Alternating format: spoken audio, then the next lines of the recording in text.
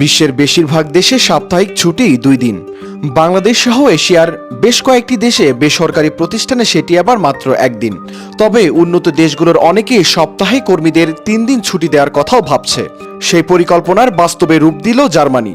অর্থনৈতিক পরাশক্তির দেশটি চলতি মাস থেকে সপ্তাহে 3 দিন ছুটি দেওয়ার নিয়ম চালু করেছে।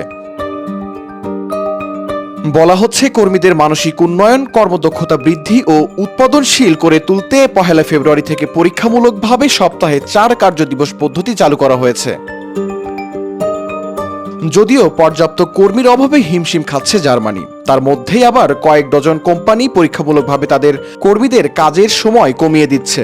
ফেব্রুয়ারি থেকে ইউরোপের বৃহত্তম অর্থনীতির এই দেশটির 45টি কোম্পানি ও সংস্থা 6 মাসের জন্য এটি চালু রাখবে। অলাভজনক সংস্থা 4 ডে উইক ও যৌথ পরামর্শক প্রতিষ্ঠান এন্টারপ্রেনর এর নেতৃত্বে এই উদ্যোগ নেয়ার কথা জানিয়েছে জার্মানি।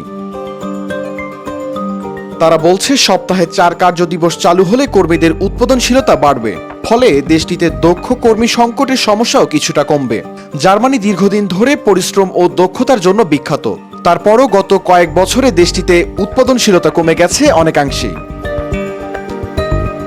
অর্থনৈতিক ফলাফলকে কর্মঘণ্টা দিয়ে ভাগ করে উৎপাদনশীলতার হিসাব করা যায়। কাজেই কর্মীরা যদি কম সময়ে একই ফলাফল দিতে পারে, তাহলে স্বাভাবিকভাবেই কোম্পানি ও দেশের উৎপাদনশীলতাও বাড়বে। 4 কার্যদিবস করার পক্ষের লোকজন বলছে, সপ্তাহে 5 দিনের বদলে 4 দিন কাজ করা কর্মীরা বেশি উদ্যমী ও চনমনে থাকেন। সে কারণে তারা বেশি উৎপাদনশীল হন। এছাড়া যারা সপ্তাহে 5 দিন কাজ করতে আগ্রহী নন, এমন অনেক লোককে শ্রমশক্তিতে যুক্ত করতে আগ্রহী করবে এই মডেল।